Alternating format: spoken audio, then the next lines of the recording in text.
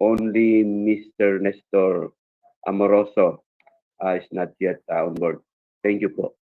Good afternoon. Thank you, sir. Noted po.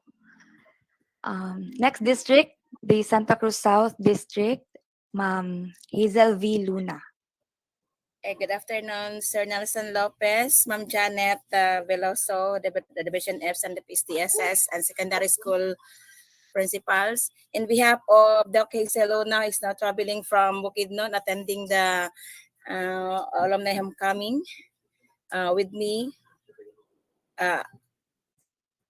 This is Mrs. Berdin attending the Mancom. With me as Ma'am Josephine Aragon from Santa Cruz National High School, Ma'am Elizabeth Regeno from Manuel Francisco Ramos National High School, and Marcela Sakay from Dato National High School. Good afternoon po.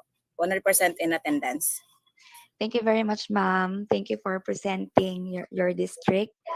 Last but not the least, the Suluk District, Sir Jesse J. Mayor.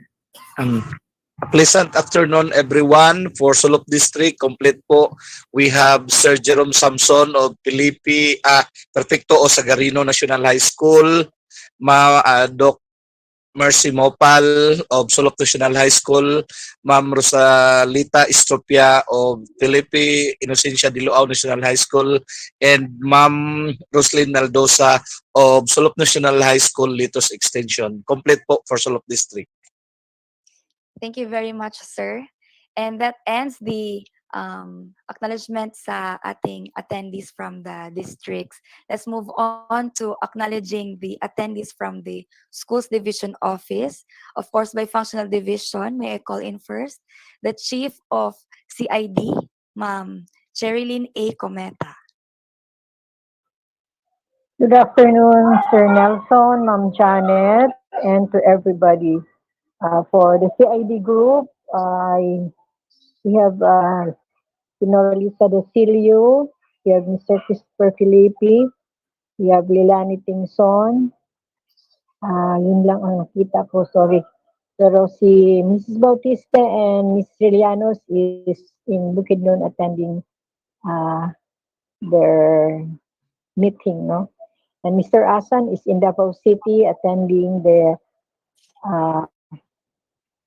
orientation at the Orient Hotel, so related to our programs. And I think I hope the rest can log in, no? Yun lang ang nakita ko. Thank you. Thank you very much, Ma'am Che.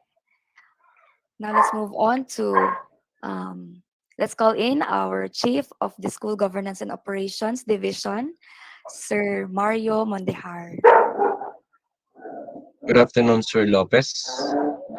And also, good afternoon also, Ma'am Veloso, and to everyone present in the platform. I am acknowledging the attendance of the personnel from SUOD. Dr. Sahol is already in the platform. Mr. Tobiano is also in the platform.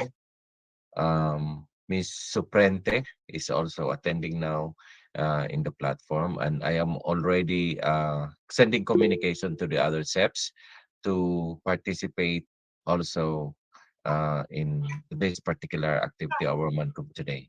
Good afternoon, everyone. Thank you very much, sir.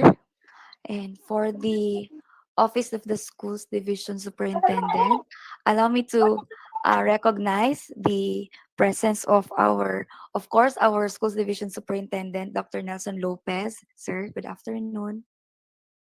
Our Assistant Schools Division Superintendent, Dr. Janet Veloso. We also have with us our cashier officer, Ma'am Hazel Dacilio. Ma'am, good afternoon, ma'am. Hello, good afternoon, Sheen. Good afternoon, everyone. Hello po. Our accountant, Ma'am Christine Louise Estribor. Good afternoon, ma'am.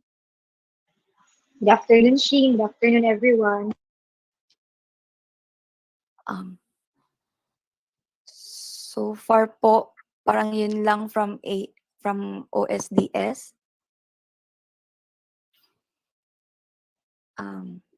For now, shall we move on to the next part of the Mancom, sir?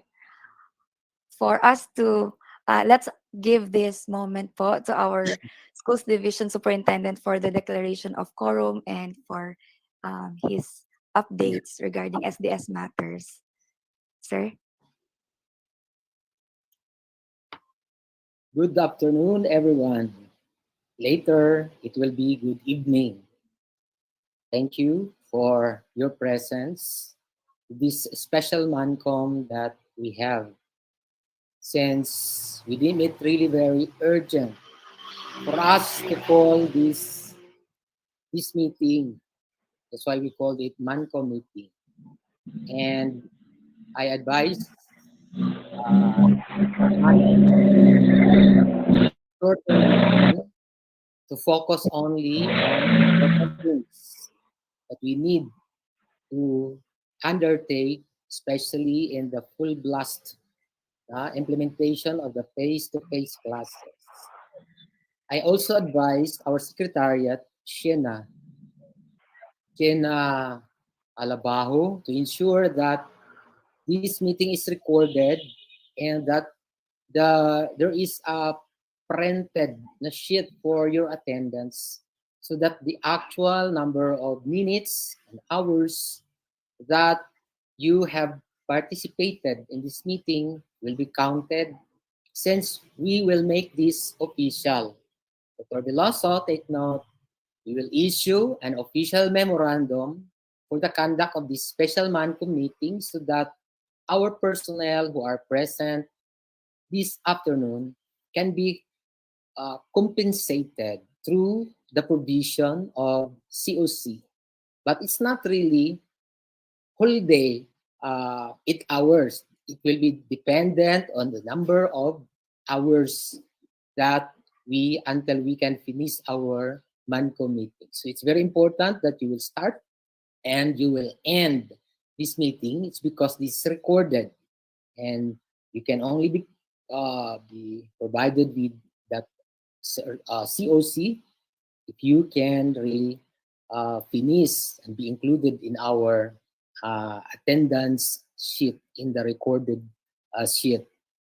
So, on that note, since there is a quorum, I would like to declare that this meeting will come to order.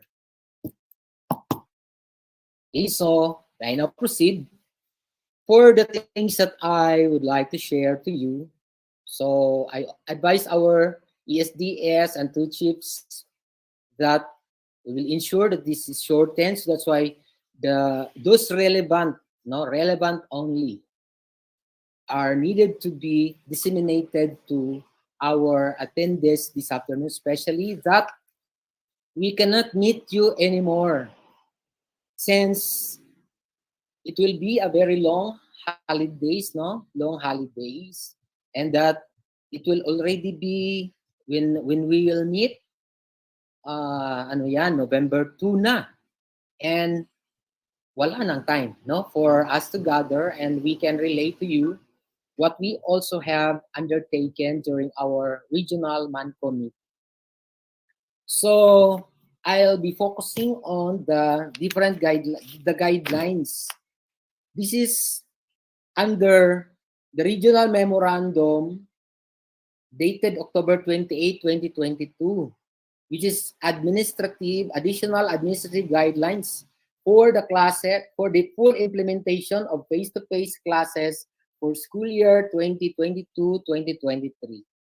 Remember, all elementary and secondary schools, all our schools, 100% of our schools had been reported to be implementing the 5 days face-to-face classes, although there are schools with having special situations, special conditions, especially on their lack of classrooms.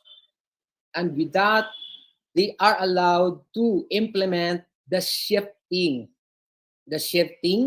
with reduction of the number of minutes, the number of hours for the conduct of the learning areas.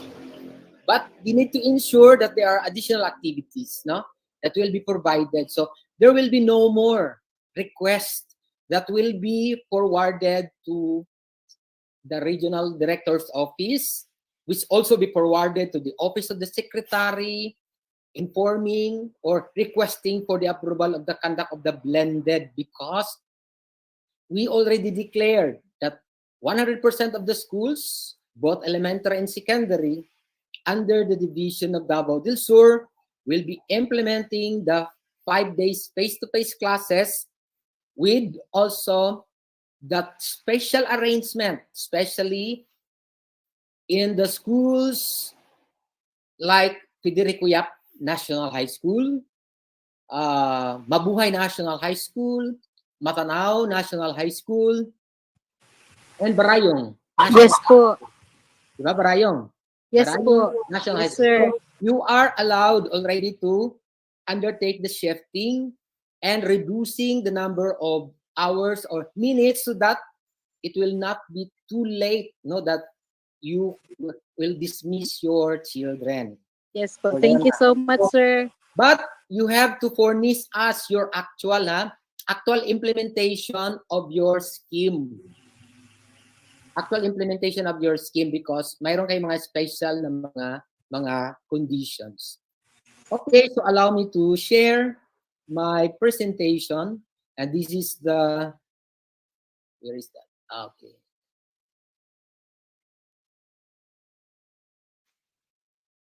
Okay.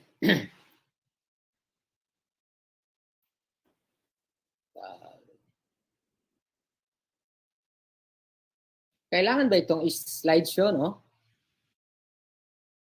Para malaki? Yes, sir. Yung Like that. slideshow mo, sir. Okay. Oh, yan, sir. Okay. So, bakit thank you na ito?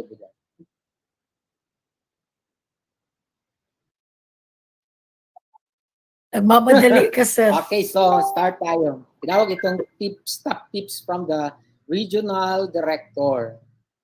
And discussions will focus on regional memorandum from the PPRD 2022-101, dated October 28, 2022. First,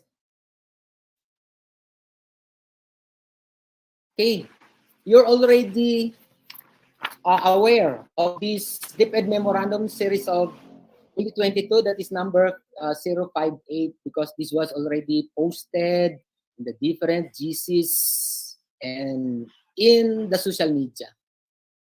So from this memorandum, it says that all activities that require the participation of learners and teachers that will result in the disruption of classes are strictly prohibited as stipulated in DO 34 series of 2022. So, especially this November 2. Ang November 2 is Wednesday, no? So, Wednesday ang November 2. So, all the schools during the time must implement the full blast days face-to-face classes. No other activities shall be conducted, but only teaching and learning. Yan.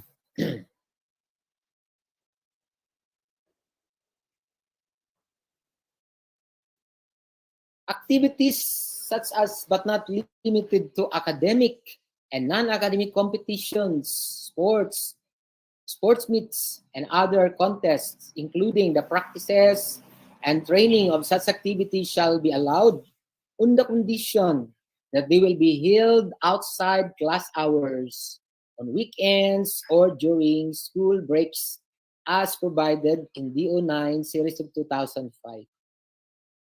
Na-mention ni RD during our regional meeting, our schools are having various activities in their schools because they are posting. Meron lang na mga nag-conduct ng, pero he did not emphasize, he did not mention the division. But schools daw in the region, I hope na there are no schools in the Division of Davao del Sur are doing that. Merong nakandak ng mga Mr. and Miss, may mga extracurricular activities na talagang ginagawa during weekdays because they are posting that at saka may time. May time ang pag-post. So yan, dapat nating tandaan yan, no? Na kapag, because it's not really totally prohibited na you will not undertake academic and non-academic activities, mga computations. Dito gi-allow, pero ang practice at saka conduct are during outside class hours or on weekends. Pero careful tayo sa mga activities that we are conducting during weekends because you need also authority, no, in the conduct of that. So you need permission. You will inform the division as to the conduct of that activity. And you cannot just declare the provision of service credits or COCs to your personnel without authority, without the approval of the division superintendent. So, kailangan meron kayo, may reply from the division that the activity that you will be conducting during weekends, holidays, yan ay i-conduct ninyo at saka meron kayong mga ano pa mga compensation like the granting of service credits. So that's it. Then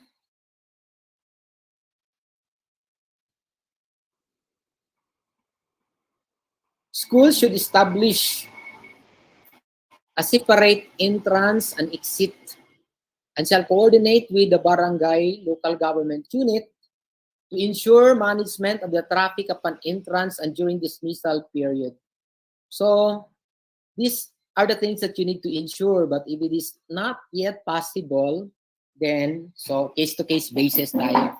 But this is our direction na separate entrance and exit shall be provided, shall be established in our schools kung makaya natin ngayon. But if not, ang entrance niyo ay exit pa rin ninyo kung yan ang inyong ginagawa, then that must not be our reason na ang operations ay will discontinue. It's because we are not compliant. So, but this is the ideal. But ito ang dapat tandaan rin natin. Especially during first day of the conduct of classes. Although it's November 2, pero ang ating mga bata ay marami, especially na first day sa opening of face-to-face classes na full blast. At saka during Mondays especially kasi yan ang first day of the week. Those are the days wherein there is congestion in the gates of our schools. The instruction is we need to open more gates, more entrances, especially during morning session na marami ang mga bata na papasok because we need to avoid congestion at saka we need to decongest ang ating mga gates. So hindi talaga tayo na mag-restrict na isang gate lang at saka doon na ang monitoring team. Dapat yan ang ating i-implement ngayon na it will be more than one gate, especially sa ating mga big schools. Ano itong ating mga big schools na nahihirapan?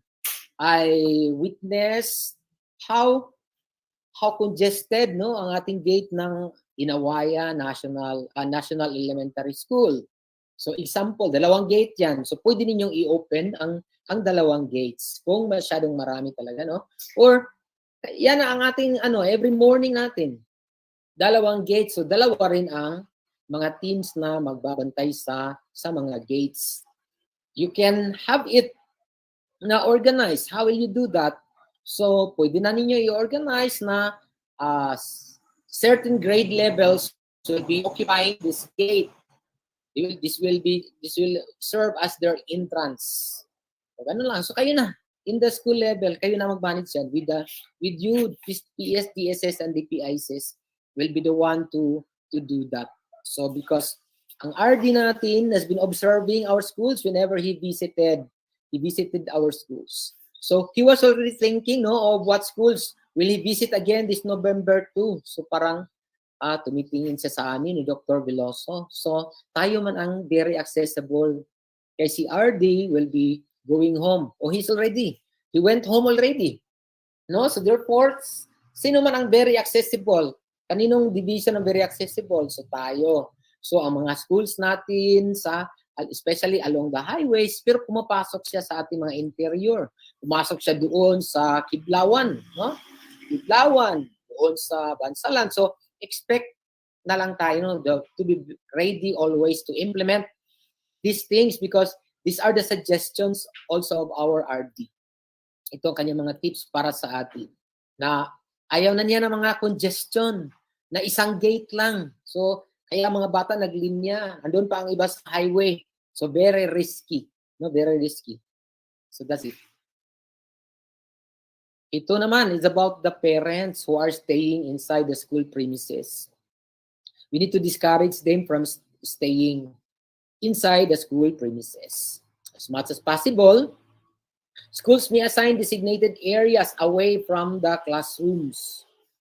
Kung mahirap na palabasin talaga pero ang area is malaki, so assign them to a place very far from the classrooms so that they cannot disturb, they cannot distract their learners, especially ng ating mga kinder, grade 1, palagi ang tumitingin sa kanilang mga parents. So the schools all engage their parents. So make use of your parents, lalo na itong mga parents who are staying in the school waiting for their children. So itong ating mga parents, the school need to engage them.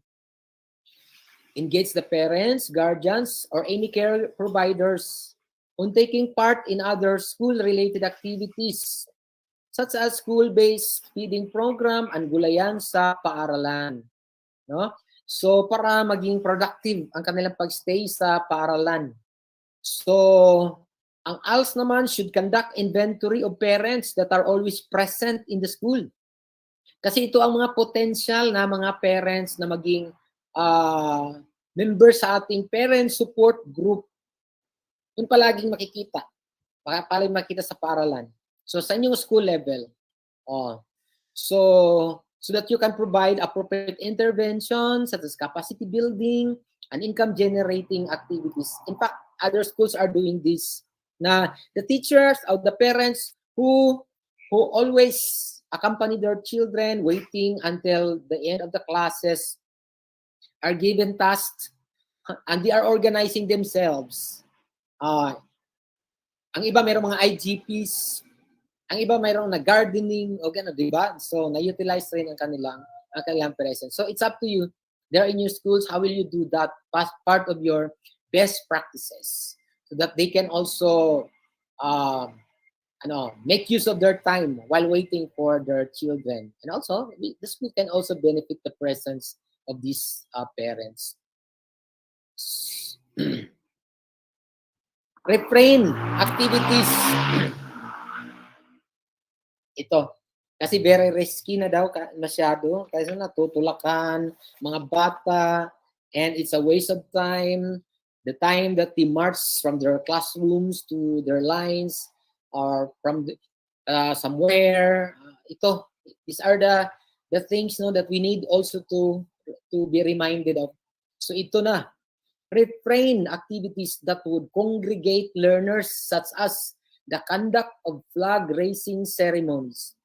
It is encouraged that this should be done inside their respective classrooms.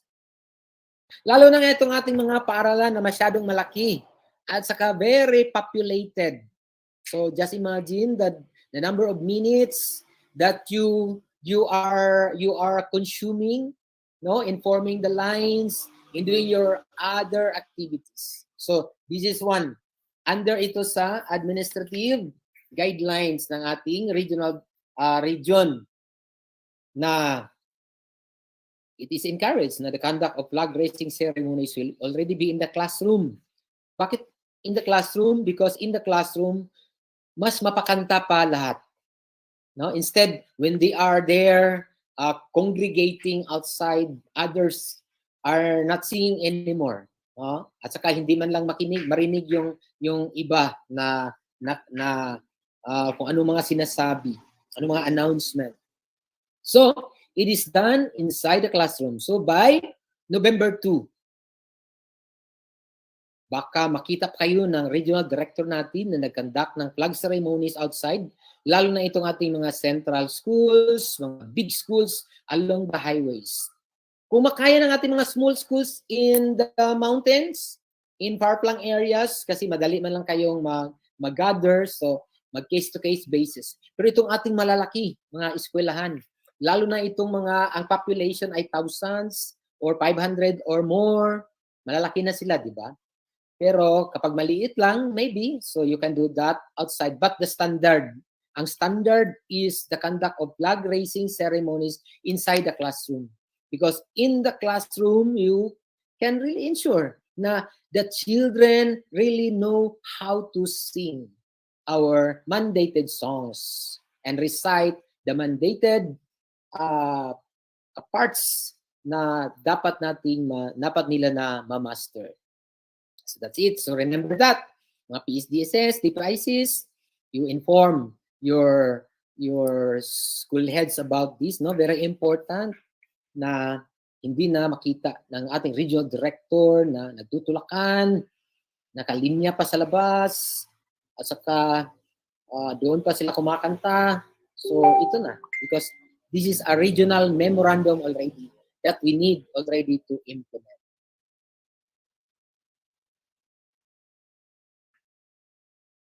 About vaccination and other health-related activities, you continue to conduct advocacy campaign to encourage teachers, lalo na kapag hindi kayo 100% na naka-vaccinate.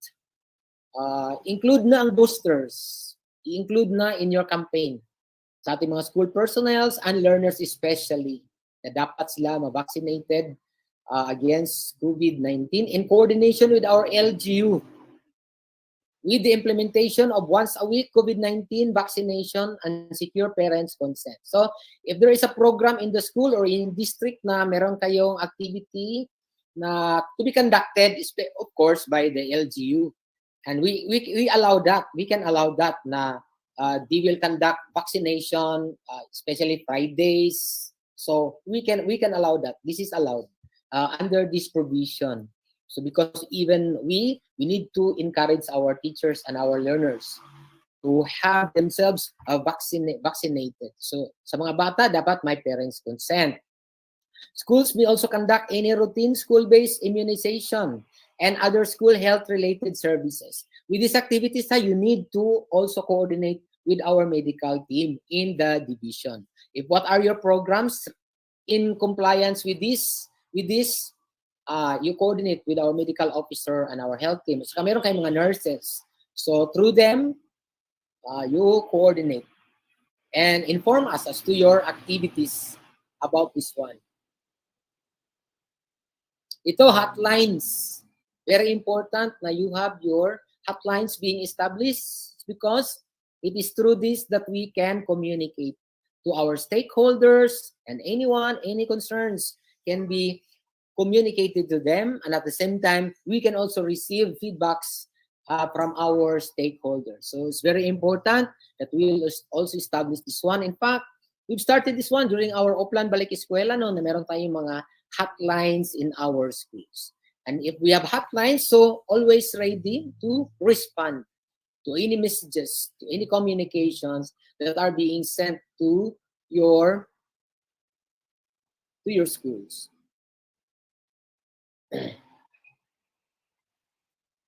This is very important, especially in the inventory of our resources. In the school level, with the guidance of our PSDSS and our DPICs, we need to ensure that our schools are compliant, especially in the organization of classes.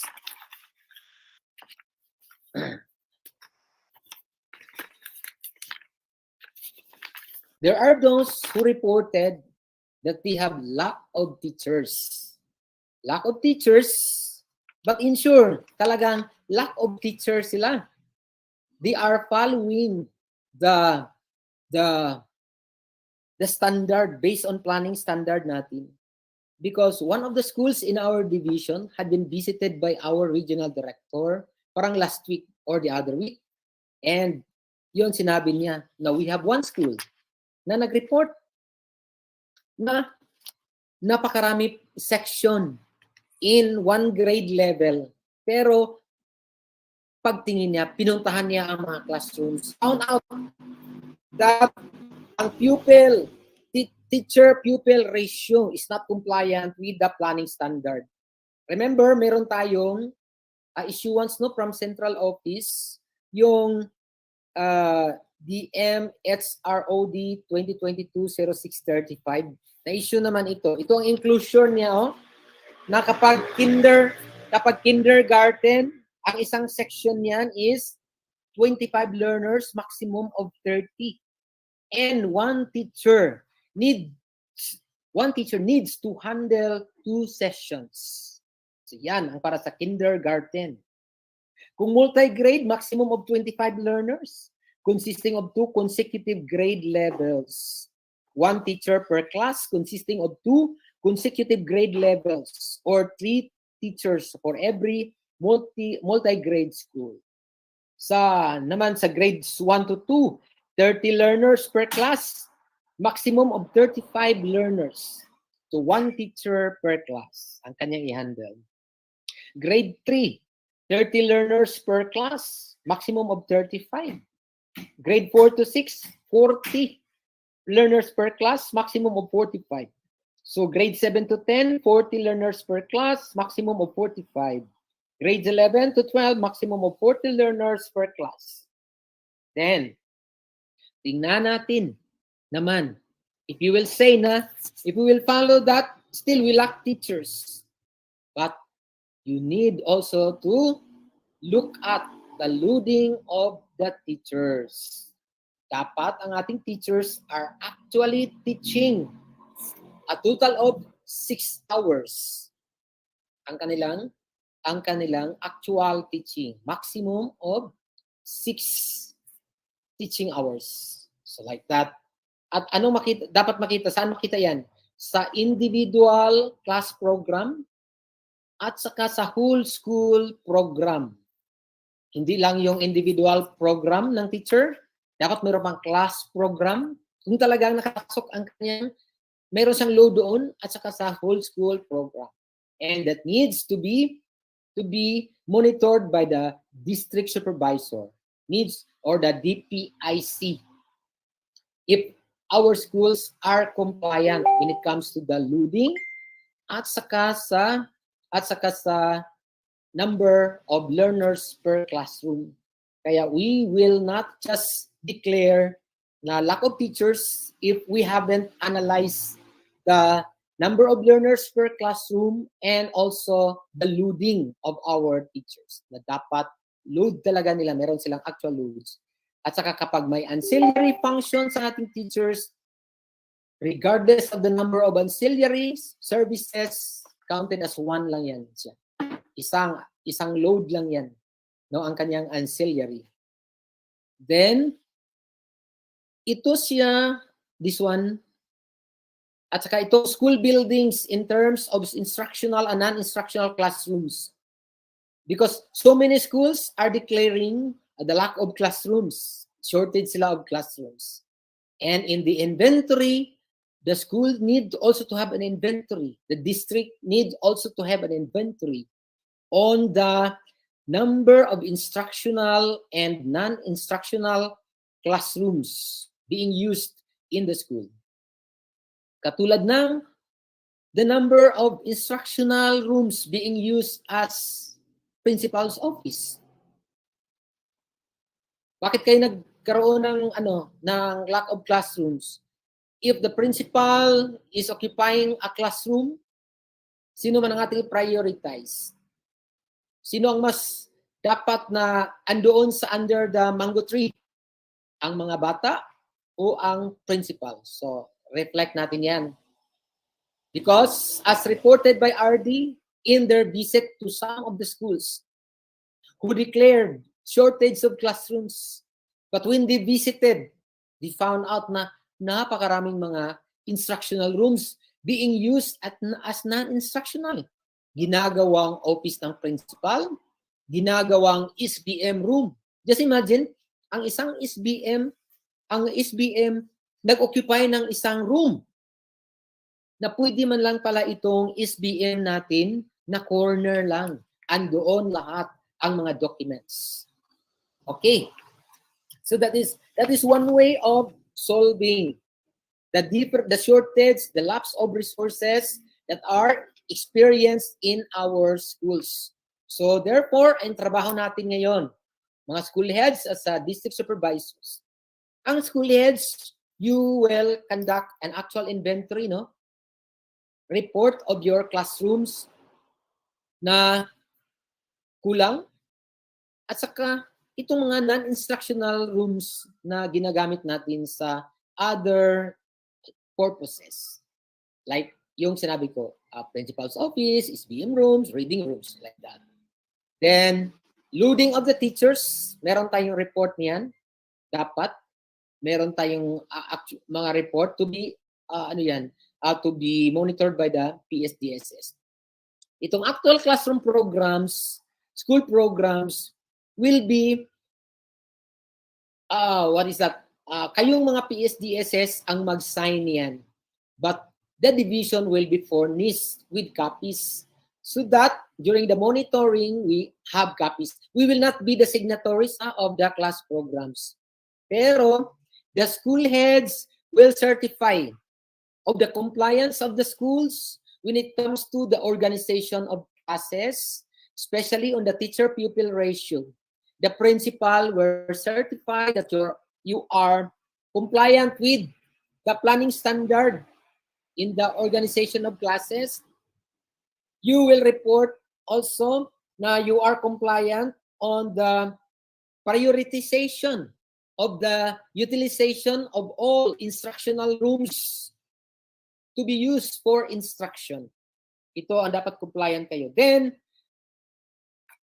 doon yan isubmit sa ating PSDSS. It's the PSDS who will gather the certifications.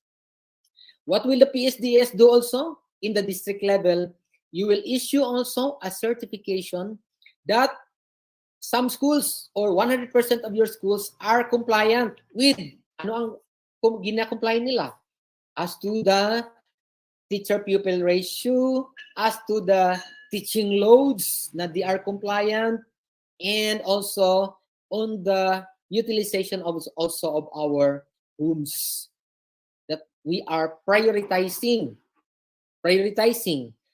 the use of our rooms for our learners. So that is the content of the certification of the PSDSS and DBPICs. Sa school heads, i-certify mo na you are compliant. You are compliant sa learner-pupil ratio. Kaya ito ang mga sections. Kaya meron kang lack of teachers. Compliant ka rin sa loading. Na ito ang load ng teacher A. Teacher A is really having 360 minutes teaching load o ganon. So dapat i-certify mo yan sa imong school. About then i-submit yan doon sa ating district. Si district naman ay mo validate on the submissions of the documents by the schools. Then after that, after having validated their reports, you will also certify that all your schools have complied. If not, you will state it in a percentage na only 90% have complied. Is because may mga situations, mga circumstances talaga na hindi maiwasan. So yan. So do not immediately, or you are not really obliged to certify that your tools are 100% compliant if they are not really compliant, because the purpose of this certification is for validation purposes. So we will validate your report if indeed it is true na talagang compliant ang ating mga schools. So ito ang pinakalas. So that's why very important ito. And these are the things that will be monitored by our regional team, especially ang ating regional director. He didn't mention as to what particular schools that he will be visiting next week, but we will just be ready always. Alam niyo naman na anytime he's dropping by our schools. Yung mga gi-mention ko about mga pupil ratio, about resources, related yan sa part ni Dr. Veloso is because it is about the monitoring tools that will be used during the regional monitoring and also the division monitoring and also the scheme of the monitoring activities that will be conducted by the region, whether it is in person or it is virtual, and also with the division. Ang regional ay may nakaproblema na rin pala sila sa kanilang funding, sa kanilang budget, at saka sa kanilang funds, kaya virtual na ang kanilang mga monitoring activities. Lalo na tayo sa division, nagka-problema tayo sa ating conduct of monitoring. That's why trabaho na rin na ngayon Dr. Veloso at ng two chiefs to arrange as to how we can also do the monitoring, especially i-pattern na rin natin sa region, ating virtual monitoring. So for my part, that will be all. Thank you everyone for your listening. For listening my presentation. Good afternoon. Good evening na pala.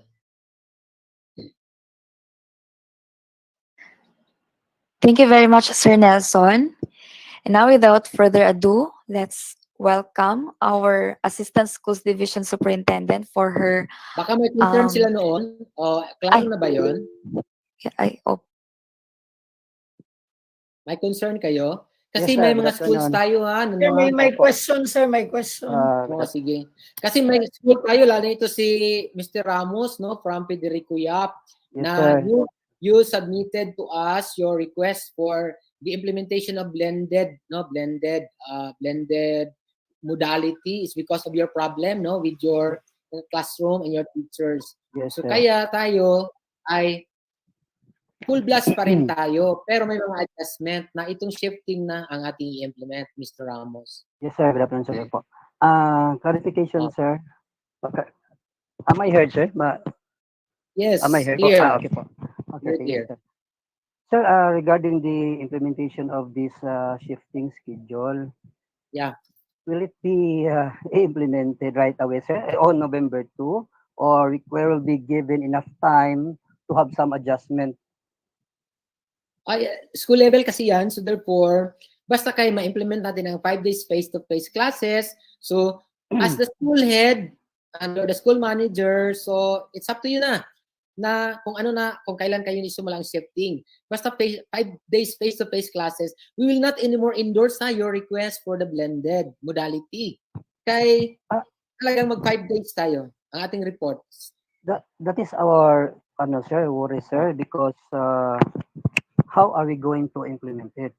How are we going to implement it? Because as we computed the number of minutes per subject na having the class, 45 minutes per subject times 9 po, 9 subjects.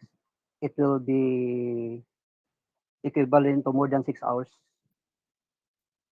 in one shift. Then times 2, that's already sir, more than 12 hours. The number of classes will be more than 12 hours po in a day. And then we have not seen yet any class program reflecting that shifting schedule, sir. So we do not know yet how to do it. And so ano pa, sir? We will have some adjustment pa siguro next week. Yeah. Magsugod man Wednesday to Friday, sir. Amo sa karohon, sir, unsaon ni. Yeah, and you will be assessed by our CID, Mrs. Cometa, and your team will assess Federico Yap. Because as far as Barayong and Mabuhay, they have already their diba? You are ready already, Mrs. Fernandez. Meron na Yes kayo po. Good evening, sir. Yes po, sir, but it's only 40 minutes, sir. We will have our first shift from 7 o'clock up to 12 o'clock. then 12 Yeah. o'clock up to 5:20. Then that Okay. will give us a total of 200 minutes per week. So Oh, there is only so a allowed mo na variance of talaga. 40 minutes po. Ang Then that variance 40 na, minutes, up to you na, no, to provide yes, additional tasks to your learners. yes po. May enrichment activities. Kasi Okay. ito na talagang isang pag-address natin, shifting and that the number of hours can be reduced with the reduction of the number of hours to suit Yes po. your situations in your schools. Yes Ah, po. Thank you, sir. so, yan na. Thank you So, so sir, much, sir. yes, sir. I would like to know, sir, ano na ba yan, sir? By November 2, we are going to implement na yung 5 days. 5 days na. Full blast na po, full blast. Full blast na talaga Yes, tayo. sir. Okay, sir. Okay, sir. Thank you. Sir, second question, sir, is about the number of teaching hours. You said 6 hours actual teaching. Yeah. Ano yan, sir? Plus advisory. 6 hours actual teaching plus advisory and other ancillary functions. Ganun ba yun, sir? Kasi Ang hours 6 na hours. teaching, no? Aside from the ancillary, ang ancillary mo is ang 6 hours natin, Dr. Veloso, aside from the ano yan, aside from additional na yung mga ancillary, di ba? Ang 6 hours actual. Actual, sir, yung 6 hours. Oh, actual, no? Actual number of hours na teaching, actual teaching. Oo. Okay, sir. So excluded yung ano, sir, advisory nila. Advisory. Yeah. So another load And yun. Yun ang another load. Sir, may I? Ang advisory, Sir, one load. Mr. Sir, Felipe. may I? Mr. Felipe. Based on the guideline first, the advisory and or ancillary services is considered as one teaching load, and that is already part and parcel of the 6 hours. Kasi yung 2 hours is intended for paperwork. So, Yes po. Okay. Sige, yan. Yun po yun, sir. So Yes that's po. it. We will guide you with that. Okay, sir. Then another thing, sir, how about yung ancillary like yung memorandize, yung school planning, property custodian, ano yan, as of now, sir, it is now counted as yung lump into yung other functions na with advisory. So kasali na yun sa equivalent to one teaching load. So i-passive Yung role, planning officer, non-teaching job na siya. Wala ba rin kayo non-teaching? Personnel. we non-teaching, sir. Ay bookkeeper. Teachers need to be relieved of their non-teaching duties. Yun na ngayon ang ating direction.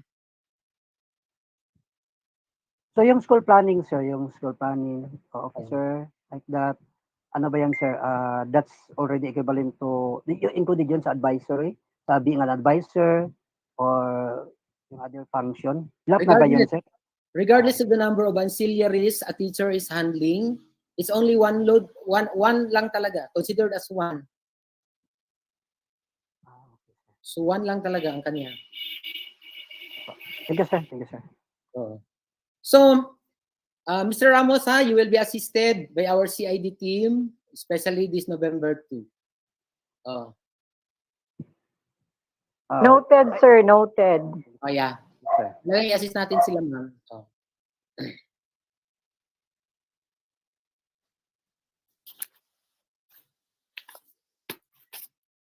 Mr.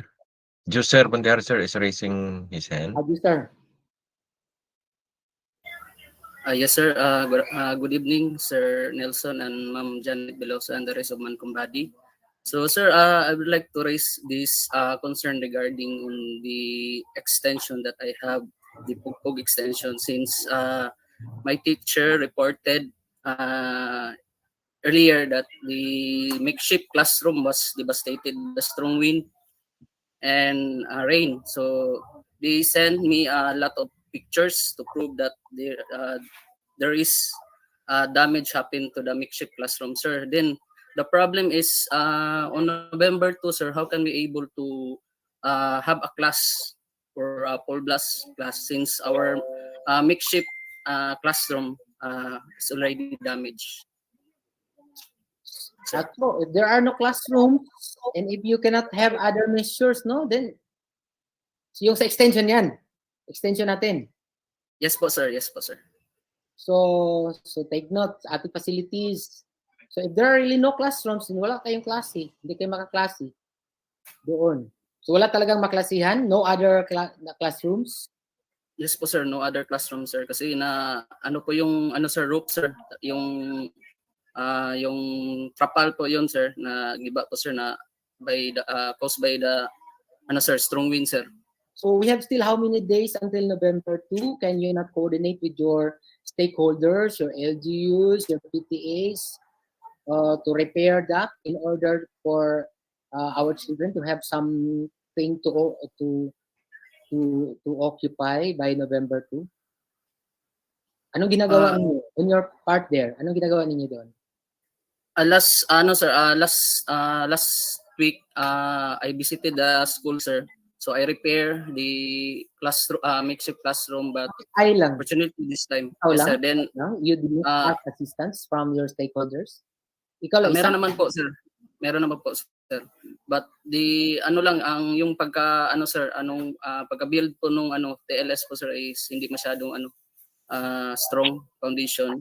Pero maybe, sir, by November 2, I will call for a special meeting for the PTA on how can we able to resolve this problem regarding on the how many classes man doon? How many classes? 4, sir, grade 7 to 10. So are there no other structures in the community wherein you can conduct your classes?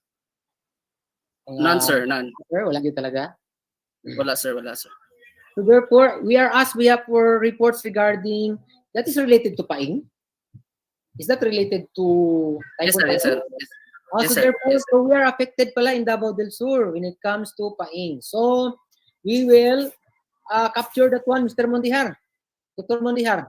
Yes, sir. Yes, sir. In fact, I have seen already the picture, sir, yung devastated, talaga, TLS, so no other. We have something to report because... Yes, sir. Yes, sir.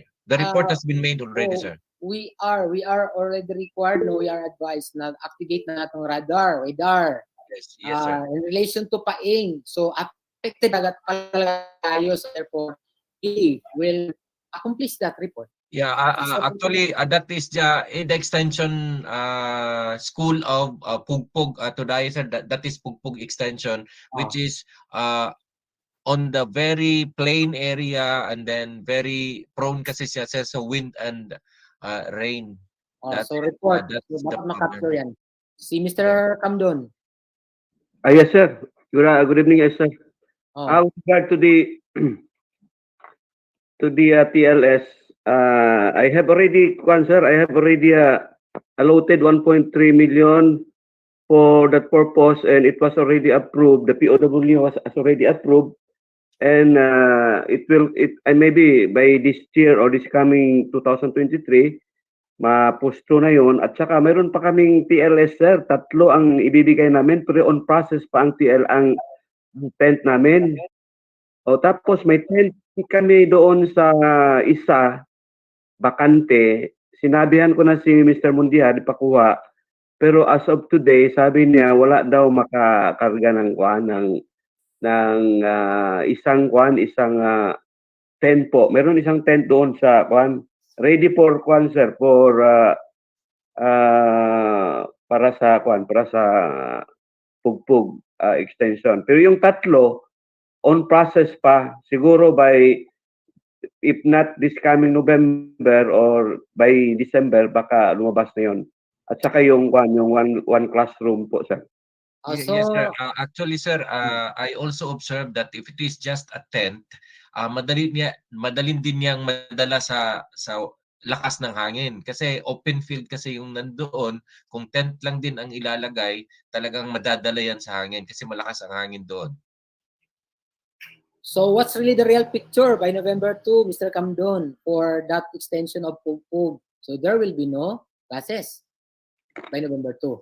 I think, sir, as I observe and at nakita ko yung mayroon pa namang ilang mga pwede pa mga klasehan, hindi naman lahat siguro. So just update us, ha? So Yes, we'll sir. wait for your report. And the situation there in extension sa Pugpug needs to be captured in the division, Dr. Mondihar. Yes, sir. Yes, sir. Okay, Okay po, sir. thank you. Thank you, sir.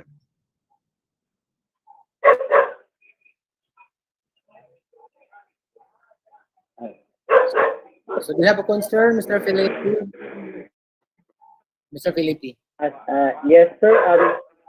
Rejoinder sa pugpug, sir. I think ma-follow up lang po di ay, sir, kay murag as far as I know, napatoy building dia, sir, mga gibiyaan. Mawala yun yata matiwas sa elementary where our extension is also located, I think. Oh, take note, sir. Engineer. Murag. Dr. Mondihar, take note. Tama ba ko, sir, Patano? Yes, sir. Yes, sir. Meron, sir. Dugay. Sir, Dugay na yun na ba? Yes, sir. Two-story.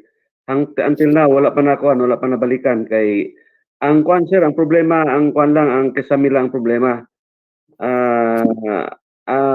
Nata ko'y plano, sir, nga akong i-repair, pero under kwan pa man di ay, under sa contractor pa din ang kwan.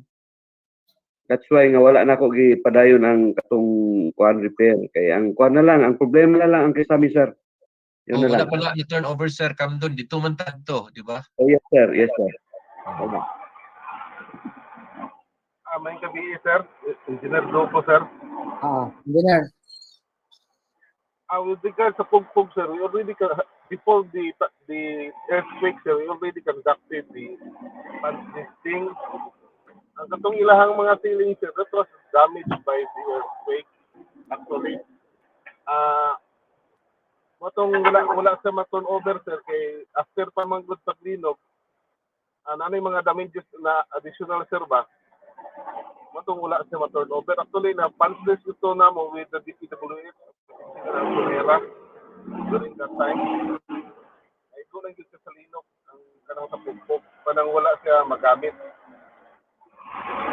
Thank you, sir. Mr. Mondihar, linog ang hinungdan or itong bagyong Paing? Okay, we are gathering by reports no in relation to Paing. Earthquake pa to, sir. Katong panahon pa sa earthquake, katong gayo. So dili din na Paing related. Dili pa sir, sa next kwan pa earthquake pa, earthquake katong primerong earthquake nga kusog kayo. Ang building was earthquake. Ang building nga katong wala na unfinished mo to sa earthquake. Wala naman sila dito sa elementary gunrun, sir. Naa naman sila yung area. Doon lang po sa elementary, which is walay building yun, walay structure, walay concrete structure, kundi puros lang sila TLS. Oh, gihangin. Oh, mo na gihangin, sir. Ang ilang new area karon. Sige, sa TLS gihangin ni Paing. Yes, sir. Sige. So nag-have the report ni Paing. Yes po, sir. Sige. Para we can proceed. Shen. Yes, sir. Any more clarifications po and queries you'd like to raise? Sige, kay Dr. Biloso, kay related niya sa ako, mag-monitor na ni. Sige. Sige po. For our next, for the next person who will give us updates regarding the online monitoring of the face-to-face classes, let's welcome our dear ASDS, Ma'am Janet Veloso. Salamat, Chin. Lami kayo may introduce si Chin now. Okay, so I'll be sharing my slides. Actually, this was provided to us by the Policy Planning and Research Division pertaining to the online monitoring. So Sir Nelson already segued a while back that the austerity measures done by the DepEd Regional Office, one of which is for the monitoring, conduct of the online monitoring. So pwede naman pala. So pwede na natin gawin yan sa ating SGOD, CID. So wala na maglayas-layas. Okay. So may I share? Entire screen. So, yeah, here. Okay. Can you see it now? Yes, ma'am. Yes, ma'am. Okay. This is pertaining to PPRD 2022-102 Regional Memorandum, no? The title of this is Regional Online Monitoring of Schools for the Full In-Person Classes for School Year 2022-2023. So this one is already a directive for the conduct of the online monitoring of schools. So please take note that this will be on November 2, and our link would be https ://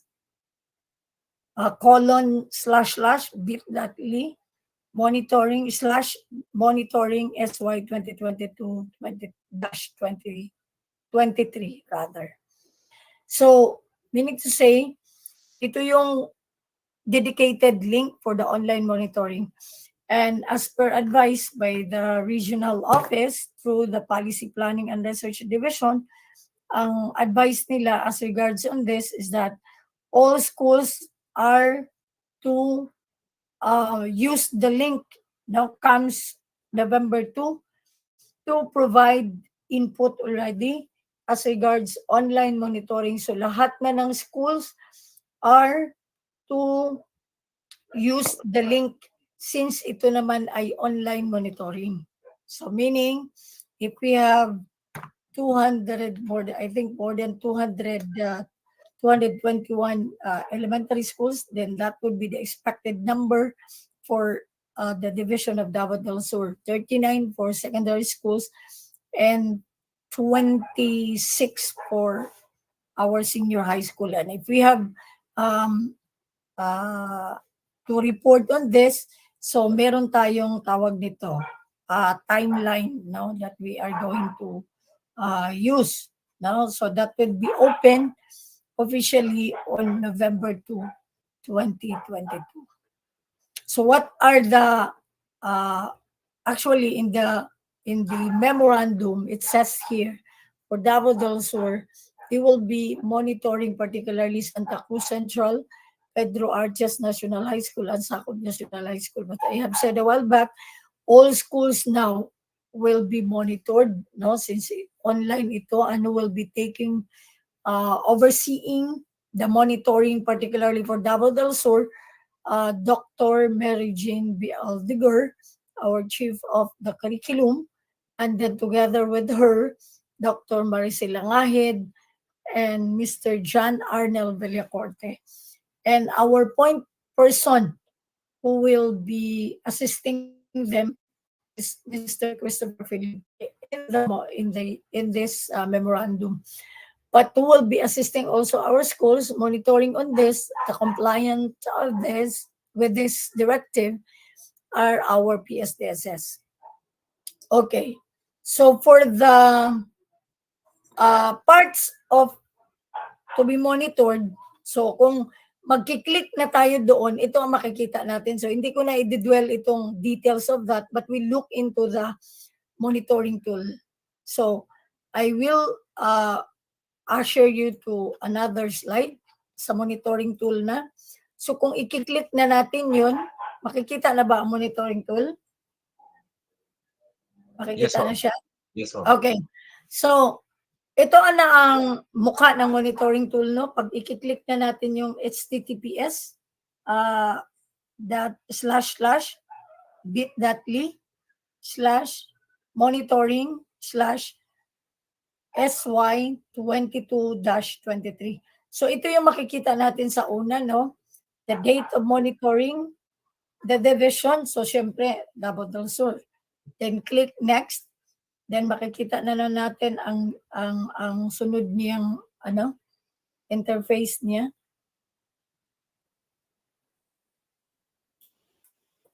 At naghang siya. Ewan ko.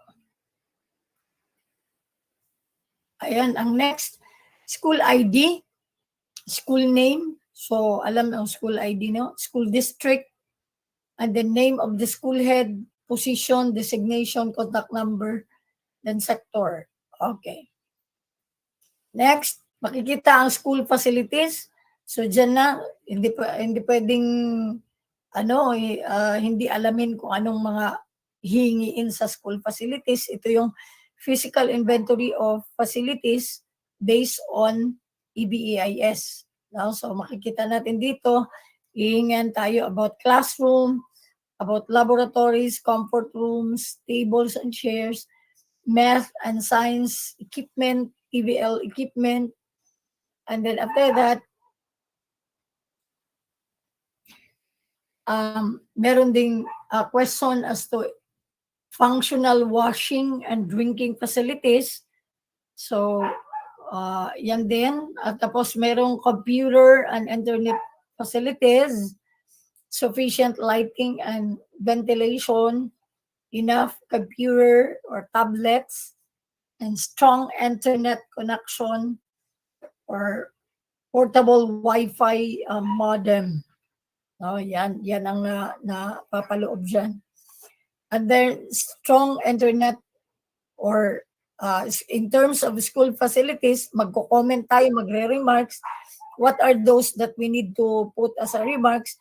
Yung probably if there are unique or peculiar concern that are or that are related to the concerns of the school facilities, pwede nyong ilagay dito kasi nakalagay school facilities. So, what are those remarks, those things that we need to give as an input to the regional monitors? Kasi pag na-lodge na ito ay mababasa ng ating regional monitors.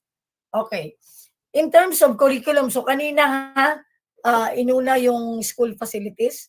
Tapos ngayon, curriculum and instruction. So sa curriculum and instruction, may naka-yes or no din, mayroon din not applicable, naka-NA. So ititik lang natin no, if these are presence of absence of this. So for the school or curriculum instruction, meron silang questions. So makikita nyo naman, ito ay mga pertaining to reading assessment, quarterly assessment.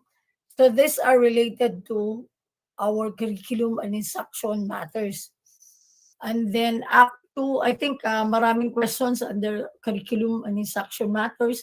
So with this presentation or with these slides, I hope that all schools will look into this ahead of time so that they'll know what are those that are to be asked, no? That they will provide also as an input, and they will provide it honestly, no? So that all our regional people will also be able to capture the real picture of Davao del Sur Division. Okay. So that's for curriculum. Tapos may nakalagay dito at the end ng each concern, meron po siyang tinatawag na remarks.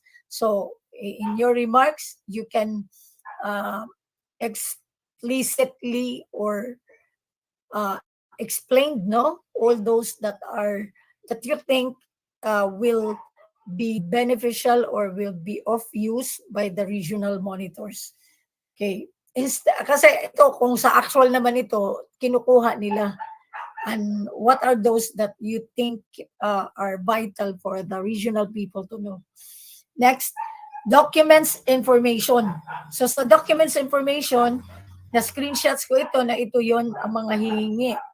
No, makikita natin sa documents, nakalagay dito, school calendar of activities. No? Learning recovery. And continuity plan. So ang dami niya, list of ancillary tasks given to teachers. So meron ding class program. So kung parang wala pa tayo dito, so it will also give us or shed light to us no na wala ako dito, but it would but this should not parang stress you out, no? Parang wala ako dito, kailangan ko mag-overtime, no? Not necessarily doing that. Let us make this or provide this as an information not only to our schools, school heads, and to our teachers, and to let them be aware that these are the things that will be looked for by the or be monitored by the region. So parang ito ay nagbibigay na sa atin ng information what are those things. Okay. Including the stakeholders' engagements up to the consolidated results of the satisfactory. Those are for the documents. So, at the end of that, nandun pa rin ang remarks. O makikita nyo, may remarks, no? Then after that, textbooks and other instructional materials. So, dito naman ay nakafocus no sa mga those that are education resources that we received and we operationalize and our learners are using. So we have this complete e-file of the SLMs. I know the team of Sir Felipe had already parang devolved this one at your level na meron silang e-file. Tama ba, Sir Felipe? May mga e-file sila ng SLMs? Yes po, boss. Okay. Yes po. So on this note, para naka-yes na tayo dito lahat, no? Okay. Next, up to the availment of or available relevant references, supplementary materials for distribution to learners. So, what are those supplementary materials that are that we have distributed, Sir Felipe? Might as well that they would be particular on this. Baka hindi nila alam what are those supplementary materials. Yung mga lap books. So far, boss, we don't have yet the SL supplementary learning materials distributed in schools because some of it is their own initiative through donations, through outsourcing. So our schools have supplementary learning materials but through outsourcing po. Okay. So, if you don't have this, not necessarily that you are going to tick yes. Okay. So, at the end of the education resources or learning materials, meron po ditong nakalagay textbooks and other instructional materials, remarks. So, magre-remarks na naman tayo dito. Next, inclusive, equitable, safe, and healthy schools. Meron naman siyang mga specific concerns that are being included here. No, I usually ang lahat ng napapaloob dito are those that are pertaining to making our learners safety, no, or maintaining our schools observance in observing the safe and healthy protocols, no? So ito yung adoption of IETF and up to the shall we say, balikan natin, up to the protection of the well-being of learners and teachers and all personnel in the school. So after that will be the remarks that also inclusive or for inclusive, equitable, safe, and healthy schools. So may remarks naman. So every component, wag natin kalimutan ang remarks. Okay. Next, human resources or human resource management and development.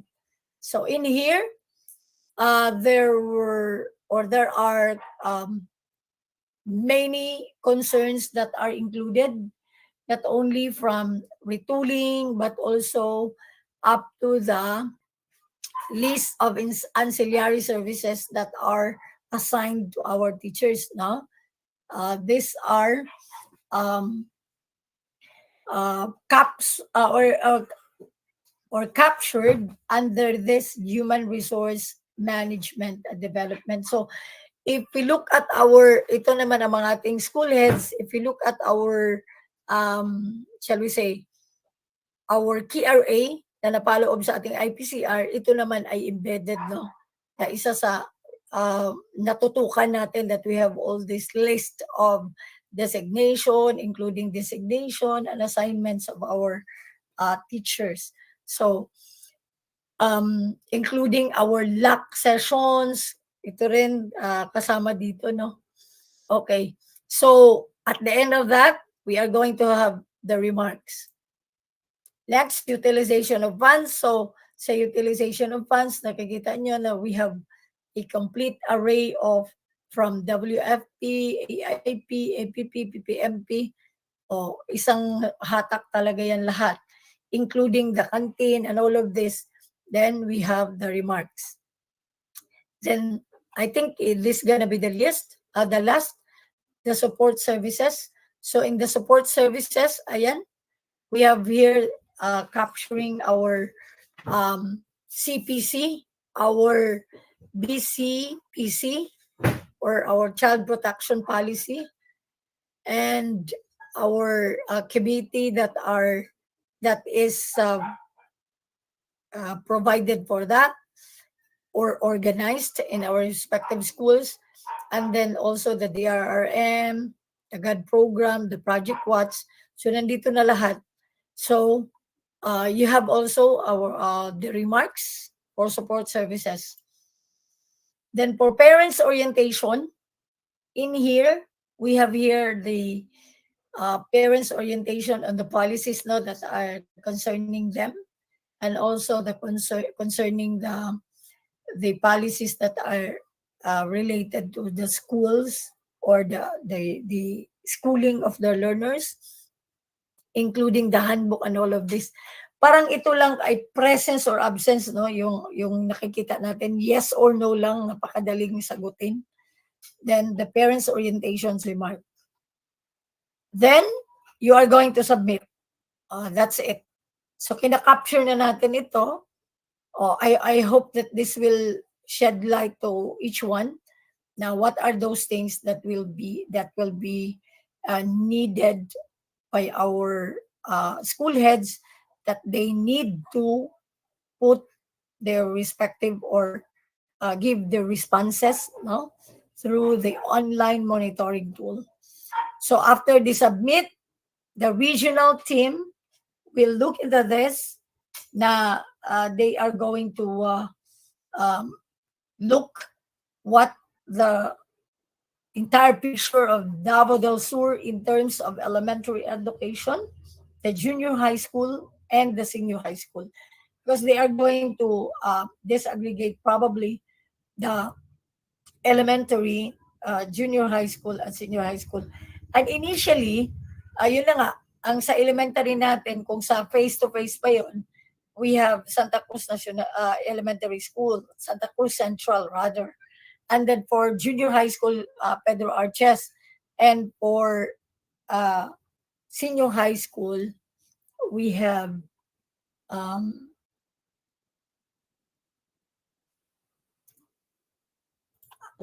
Sako. we have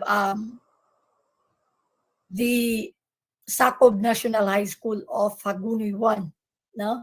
So for that, we are no longer using this scheme na sila lang tatlo, and that we are already informed now that all of our schools will be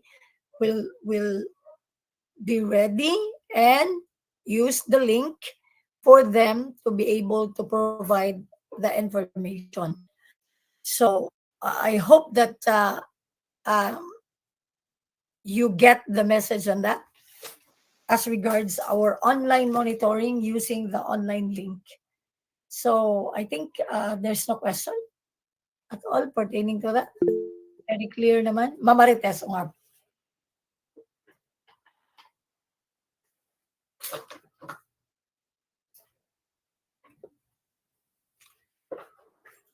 Yes, Ma'am Ungap. Ma'am, ang data, good evening, ma'am. Yes. Ang data, ma'am, as of November 2 na siya. Yes, yes. Sige, Yes, ma'am. definitely. Okay, thank you, As of ma'am. November 2. Yes, ma'am. Thank you, ma'am. Yes, Sir Christopher Felipe. Both clarification lang on the monitoring of the regional, it's for the 3 schools. Face-to-face sila mo adto, boss? Actually, wala nang face-to-face. Nagkaroon din sila okay. ng problem as regards fuel. Ang dami din nilang mga concerns about logistics. So, what they opt is already the online monitoring. So we really have to ensure that all our schools will be able to provide their, shall we say, input through the link comes November 2, because that will be already the picture for the entire Davao del Sur. So since lahat naman ng schools are covered dito for the online monitoring, so it is encouraged na all our PSDSS will look into this and ensure that all our schools are compliant. So wala Thank na you po yung po. wala na po yung tatlo na specific for Santa Cruz Central. So magsagot ang Santa Cruz Central, Pedro Arches, and Sacov National High School, and the rest of the schools. Okay. So I think I'm Thank you done. po. Meron pa ba? So I will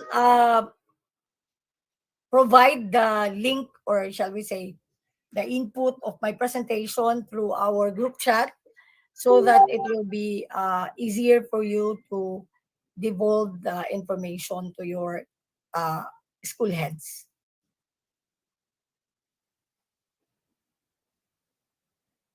Dr. Veloso, with their submission to the region, we also have access no on whatever they submit to the region with that link. Yeah, yes, sir. Okay, Yes, sir. We can our see, task, sir. our task is to validate also with Yes, what sir. we have submitted.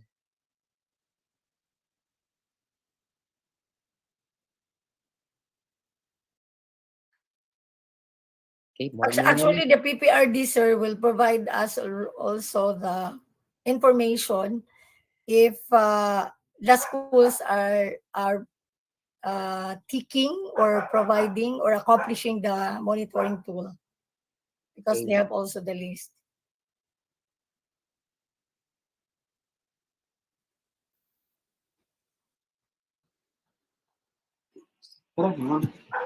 Shen. So, Sheena, I think I'm Right. done, Sheena. Opo. Thank you very much, Ma'am Janet. Thank you po. Any more clarifications? Alright. Hearing none, shall we proceed to... Sir? Carlito Ramos. Ay, onya na, binakukumana, Council Nelson, onya. Okay, sir. Gianra ta ka sa November 2 pod, Carlito. All right, shall we proceed to the next person who will give us updates? This is regarding the regional reading program. Let's welcome our CID chief, Ma'am Sherilyn Cometa. Ma'am. Good evening, Sir Nelson, Ma'am Janet, and to everybody. Now, regarding the National Reading Program, there will be a reading program survey to be done on November 2 to 3. Now, the survey aims to gather data on the most current reading programs implemented across governance level, the result of which will help in crafting the National Reading Program. And so we have our school respondent for this program, that for Davao del Sur, we have the iPad school, and the school identified by the region is Idong Elementary School, whose school head is Mr. Enrique Amaro. And so last Friday afternoon, I was informed by Dr. Asan that there was an orientation done by Dr. Analisa Almasan to all the school respondents of the Region 11. And so Enrique, and together with his reading coordinator, attended the orientation. So the link will be given to the school head of Idong only, no? That will be on November 2 from 8, the survey is from 8 a.m. to November 3, 12 noon. And so whatever is the result of the survey by the region, this will be presented by our ARD to the central office comes November 7 to 11. And so this is uh, with regards to our reading program. That is my report on the city. Anyway, we have together with the CID now, we have Elvin, we have Ronaldin Moreno, Robili Moreno, and we have also Eric Tubat now. I saw them already online. Thank you and good evening again. Thank you very much, ma'am. Um, any questions po? Clarifications? Hearing none, shall we proceed to the next update? To give us updates on the 2023 Princess Maha Chakri Award and final vetting of the Eagle and Agila Awards, let's welcome our Chief of the School Governance and Operations Division, Dr. Mario Simon Dehar. Again, a pleasant evening to everyone, to Sir Camdo, to Sir Nelson Lopez, Sir, to Ma'am Veloso, Janet Veloso. Um, I am pleased to inform everyone that I have already given all district heads the memorandum issued by the region or the guidelines on the Aguila. I will share first the Aguila, and I hope that every district already identified the potential awardees based on the guidelines. When in fact, a memorandum was already issued regarding the submission of the entries, and we are emphasizing at the same time as what we have heard in the region that in selecting our awardees, this should not only for Aguila, but if possible, this should also the possible awardees for our civil service awards, given the possible awards or awardees for our Lingkod Bayan, the presidential, our Metro Bank awards. We will not only focus on the guidelines, in fact, considering the guidelines also in the Aguila and Eagle, but in the field for our teachers and for our employees in the Department of Education, we will also consider some other big awards, giving awards agencies as to the criteria maybe that they are giving to us for us also to have at least a successful, a fruitful, or shall we say, a good selection of our teachers to be nominated not only in one um, award, but also through to all awards that will be uh, joined by our department. Um, we are open to this, and we are also encouraging all our school heads to motivate our teachers, to really guide our teachers for them to be identified, for them to work hard uh, as they are the individuals in our department to receive award. Not only teachers, but also our district heads, because this year, again, from the district head down to teacher 1 to 3, there will be um, selection, or maybe you have already selected the best award or nominees, potential nominees for these awards. And I know later if you have already set or you have already reviewed the guidelines that was being given, and I would like to emphasize that on the second to the last, this is having a 24 pages guidelines. The regional office screening committee shall screen all nominations with complete documentary requirements and determine the correctness of the category vis-a-vis the accomplishment or accomplishments or documents presented. The qualified shortlisted nominees shall be subjected to an on-site validation, screening, and interview for the final verdict selection of winners. In case travel is restricted, validation will be conducted via platform Zoom, Microsoft Teams, or Google Meets. So there is an shall we say a grounds for disqualification of nomination being identified in these guidelines.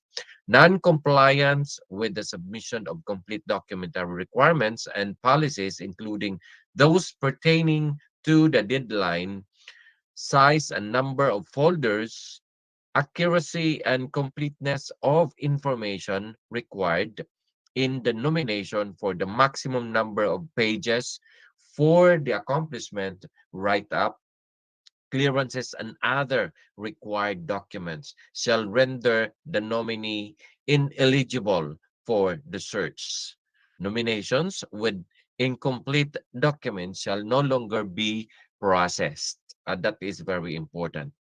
Okay, so for the nomination and the submission of our folders or nominated employees, nomination in the 2022 Aguilas and Eagles Award must be submitted to the regional office or Region 11 office. Attention, Nel Malin Barniha, the Chief Human Resource Development Division, which dated not later than November 16, 2022.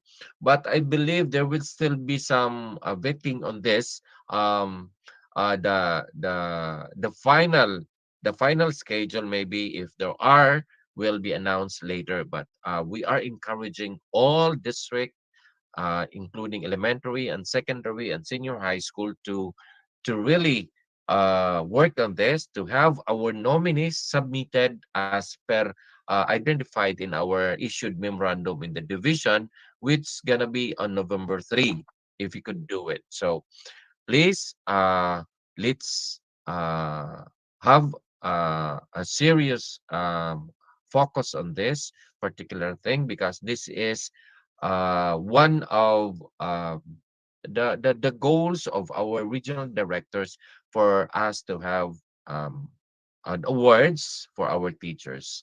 The award giving body headed by, or the rewards and recognition in the division headed by Dr. Ruben Asan, is really working on this.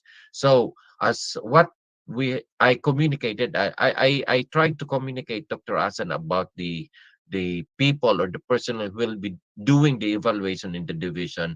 According to him, there will be another memorandum to be issued for the personnel or the team that will be evaluating the documents that are or will be submitted by our division comes November 3, 2022. So again, encouraging everyone, please submit uh, as per indicated in the memorandum issued. Okay. And also for the Princess Maha, I have already um, floated this to our group chat, the memorandum given to me by the schools division superintendent, sir, our very own Sir Nelson Lopez. Um, I have already also forwarded the memorandum dated um, October 24, 2022, or October 5, and then received in the region October 24, 2022. This is the Fed Memorandum number 089, call for nomination for the 2023 Princess Maha Chakri Award. So we are, here is now Ma'am Susan Obensa. Please, we will be working on this, because this is this refers to the Princess Maha Chakri Award, PMCA, which was launched in 2015 during Her Royal Highness uh, at Maha Chakri Serendhon 60th anniversary birthday celebration in recognition of uh, highness, contribution, commitment, and devotion to teachers and education, particularly the disadvantaged groups in Thailand and Southeast Asia. So the award is given every 2 years since 2015. The Princess Maha Chakri Award Foundation has worked closely with the Ministry of Education of 11 countries in the selection process. The PMCA Foundation provides general criteria that focuses on teachers who change student development and lives, particularly the disadvantaged groups in the remote areas, which is the main emphasis on its RH work. Every 2 years, its Ministry of Education will submit their nominations to the PMCA Foundation, and the foundation will submit the HRH Princess Mahachakri Seredhon for endorsement. Once the nomination are endorsed, the PMCA committee members will embark on the mission to meet with the teachers who receive the award and relevant stakeholders such as the high officials at the Ministry of Education and at the Thai ambassador in the country. Actually, it was also shared by our regional director that he was able to meet the princess and even kissed the hand of the princess when the time and he met the princess, when in fact napakita pa siya ng gold, parang gold, ano yon siya, pin na naibigay. So I am encouraging because this is something this year, this is something new for us to get involved in this particular awards. So please, district supervisors, we are encouraging you again to please identify our nominees, our teachers, yung mga nagbiyahe, nagmotor, nag-backlight para lang yun maka-change sa life sa atuang mga estudyante, katong mga naglukdo og mga unsa pa ba, nag-agi sila og mga dagko nga sapa, nga yung mga struggles na yun, actually kasi sa mga remote areas, may mga identified tayo ng mga schools and mga teachers who are really devoting their time, their life, with in fact para lang yun makausab sila sa mga kinabuhi sa itong mga kabataan o even the community in that place kung naa pa tayo na-identify karon, and that is a potential teacher to be given an award. So dapat ma-encourage nato sila with you, district supervisors, nga maano nato sila, ma-join nato sila with this particular award. Okay, so we will be expecting that. Please read because the deadline of this is on October 31, but I think because it is a holiday, siguro magiging extended pa ito. There is no, baka may mga communication pa about the submission of this. So still, if we could meet the deadline, makaya na to ang deadline, then that's gonna be good. Okay, so for the district heads, please communicate and please try to look at to search for the potential teachers to have this Maha Princess Maha Sakri Award. Okay, thank you, and that's all for me. Any question? Thank you very much for listening. Any questions? Yes, Sir Carlito Ramos is raising. Sir, good evening, Doc Maria. Kuan lang Yes, sir, karon lang ko nagka-interest sa ning kuan sir kining sa Princess 2022. No, not sa Aguila, Agila Princess Aguila. yung kuan sir, Okay. nomination for isang sa 2022 search for Eagle and Agila. Kuan Yes. sir, awardees. Ano sir ba? I just would like to know sir kung if it is yung documents to be submitted for the teachers sir, nominees. Teachers, okay. Are May we going to, identification dyan. is it included sir yung sa teacher sir? Yes sir, Again? yes sir. Sa teacher sir, is it included sir yung SBM level of practice? Kasali ba doon sir? even if it is only for the teacher For the nominees? teachers kasi sir, Yung sa more on SBM, teaching develop practice. tayo. For the teachers sir, more on teaching tayo Okay. yung mga ginawa niya, mga accomplishments niya. Well, for the school head, yun makonsider yun ang SBM. For the school head. Yung mga nominees kasi may category tayo sa school head. May category tayo sa principal, may category tayo sa teachers 1 and 2, 3, may category tayo sa master teacher. So please look into the guidelines. Kung hindi kayo nabigyan ng district supervisor, sir, I will also upload this in the Mancom body para lahat po tayo makaana. Yung lahat-lahat na ito. Ibigay ko ito I sa saw already I saw the sir, yung PDF file, pero wala pa na ko basahan, sir, ba kay hindi kayo kontisado for myself, pero for the teacher in Federico Moral. Kasi na, pero klaro sir ha, na not included yung SBM level of practice, yung maging level 3 as validated by the division. Hindi kasali, basta teacher ay yung nominee. Yes. Kasi kung isa siya siguro sir sa mga pero not totally na naging level 3 ang school because of the teacher. Ang teacher kasi ay ang contribution niya being a teacher who really work hard with the accomplishments, helping the learners to learn, changing their lives or something like that. Yes sir, yes sir. Yung ang concern ko lang sir, yung document ba, submission of documents na kasali ba yung ang school as validated as SBM level 3. Yun lang po ako ng sir. Kung sa teacher, yes. Baka Yes, sir. ma-technical sir ba? Walang problema yan sir. Okay po, thank you po. Okay po. Any more questions or queries? Clarifications? Any more? Sir Felix Calypsa nag-wave ang iyang anak. Na question sir? Si Ma'am Veloso pagkita po sa iyang iring. Ano ba yan? May mga questions?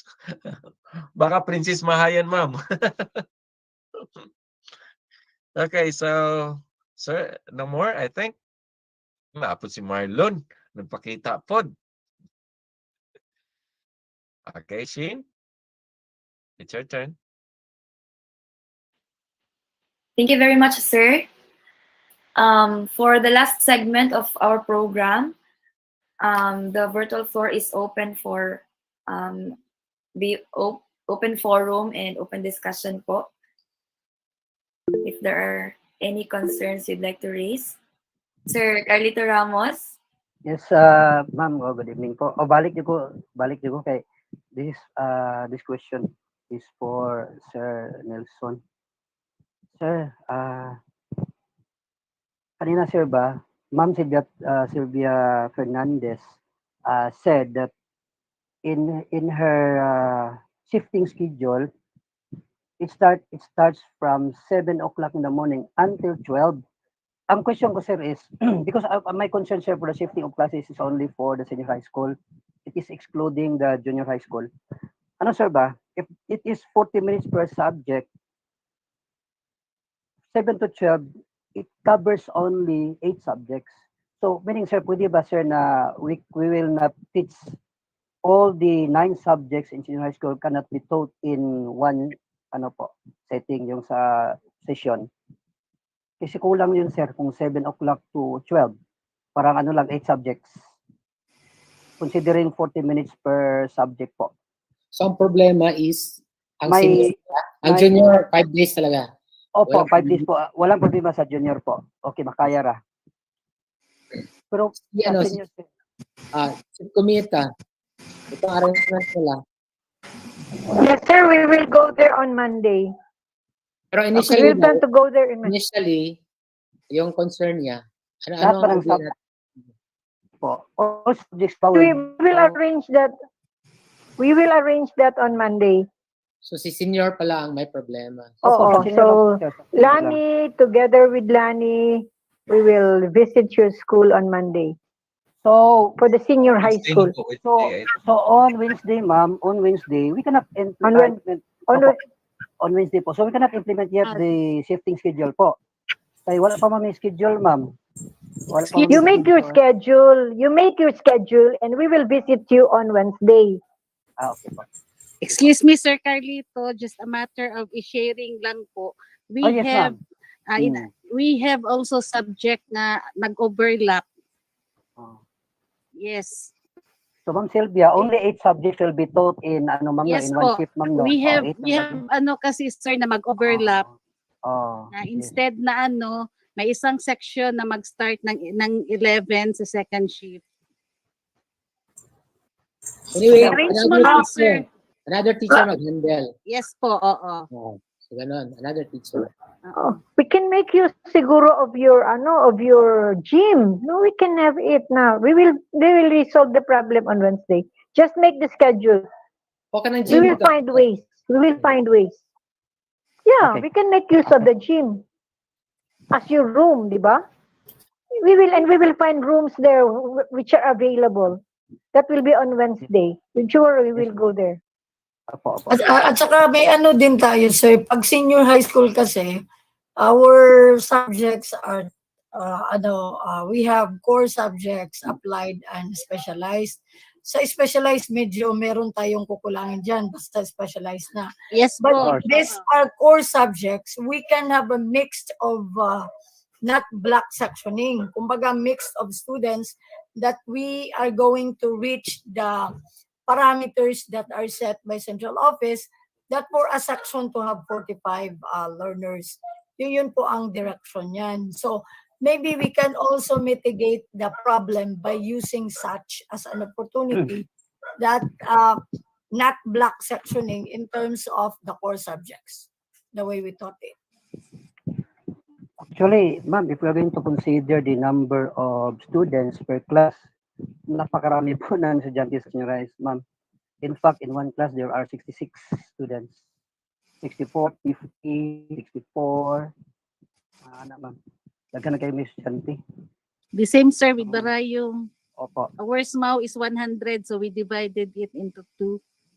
Kung 64 lang, it's only considered one class ang yung 64 although it exceed the standard, no? Pero Yes still po, yes, one sir. class pa rin yan because if you will divide that, less than na kayo sa standard.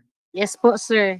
Oo, di ba? No? Yes po. So we have 64 students in one class. Pero in our talk lang ta, sir. yes, sir, ma'am. How we do it also. Naigo Okay. man sir ang kaya nga sa UMS kasi sir marami silang subject. So may na maaga silang mag-report but only one day. So, Ma'am Sylvia, I would like to make it quite clear, ma'am, na 9 subjects, ma'am, masulod yun sa imong shifting. First shift, 9 subjects. Second shift, 9 subjects. Magkuan kung tan-awon lang nato ang mag-start og 7 o'clock sir. Dili gid siya sir. Di Kung makaya. kuan pero naay adlaw nga magsayo sila. Yan na lang namo a certain day nga magsayo sila. Kay para na mag-overlap nga may overlapping of kuan mahitabo. But not every day. Thank you, sir. Okay, thank you po. Sir, another concern, sir, is the official time of the teachers. Kasi if we're going to go into shifting na, most probably the official time in the morning will be changed from 7:30. Perhaps it will be sir, earlier than 7 o'clock. Kung amo na ng 9 subjects. It's over class program Opo. na talaga. Class program. So what will happen sa schedule, sir? Pwede na mo to i-change ang mong bio, sir, sa biometric machine na mo, automatic ba, sir? Without asking permission from the division office na mag-change mo yung official time just to meet that 8 hours, sir, na You can also official time do of that. duty Okay, ang the inyong class teachers. program. So you can adjust also your time. So, Para pwede, sir, synchronize. without asking permission na sa division, sir, without seeking approval. Without Sir? seeking, but you just inform us about your adjustment. Just inform us kung ano na ang nangyari. Yeah. Update Opo, us. sir. Your So, how about arrangement, na-affected na rin yung biometric. So, all of this, Yes po. dapat flexible talaga tayo dito because talagang may mga situations tayo na dapat we need to understand the situation of our schools. So as school head, sir, we are going to choose lang, sir, which official time we will follow. Kaya naman may 7:30 sa kuan, sir, junior high. Then probably 7 o'clock in senior high. Pwede mo pili na, sir. Basta we're going to meet that 8 hours na minimum hours of kuan, sir. Actually, ang So, school heads, expected sa ato more than man gyud ta, 8 hours. Diba? Oo. Ang school heads, so you need to be there early, manage. Okay, sir. Okay, sir. Copy, sir. Thank you po. Anytime ha, kay CRD is going around anytime, anywhere, we do not know the specific schools that he will visit. So, lalo na mga along the highways, so ganun lang. Yung mga other activities, diretso na classroom na. So, therefore, hindi na gid na wala na i-flag ceremonies. Classroom na. Actually, sir, yes, sir. Kanang gingon mo, sir. Actually, we implemented that murag month earlier already. Kaya I have noticed that already, sir. In ba, daghang kay ni kadungog, sir. Ako nang classroom daan, murag month earlier, sir. Amo nang implement. Very good, very good. Classroom po. Okay. What is the time? It's 7:02. Started at 5. Sir, may ano sir, may siguro pwede natin ipa-flash si Mar if nandito si Ami yung bagong parameters kasi alam mo, 'di ba? Ano natin ang number of learners per classroom ideally. So, ibalik natin yung parameters, pwede ma-show. May nagtanong na Doc isa. Janet, Ulit. Doc Janet, I have given that to the district supervisor last Wednesday already, and I told them to disseminate that to the schools. Yung aking na-mention kanina, The parameters, yes sir. That I provided the district supervisors the parameters and also the education program supervisors. So, yun na bang Given bagong parameters, Ma'am Yes, Je? yes, yes. Mo? Okay, Yes, okay. given So, by Ami. I hope yun ang ifa-follow natin in order for us to address yung mga kakulangan sa classroom at kakulangan ng teachers. We will certify, di ba, according to RD, the school heads will certify that they are compliant with the parameters, and the DSS will also certify that the schools, how many of the schools are compliant. Yes, sir. They were already informed last Wednesday, all the district supervisors during our meeting. That was one of our topics in our discussion. So Dr. Kosari is raising her hand. Yes po, sir. Good evening. Sir, regarding po ba doon sa sir, ba teacher-pupil ratio? Kasi sir, may mga elementary schools like yung may grade na may 55, for example, na 55 na enrollment. So, ang ginawa ng school head, nag-split, no? We created another section for that specific grade level with more than 50. So, ang nangyari, the class has not reached anymore the standard, which is, for example, for grade 3, a minimum of 30 and a maximum of 35. Kasi binigyan man ng additional teacher, kasi based on the teacher need analysis, may kulang man sila. So, yun ang scenario, sir. Yun din ang ni-raise ko kay ma'am. Baka yun din ang makita ni RD. Kasi yun ang mga priority grade levels na i-split talaga yung klase.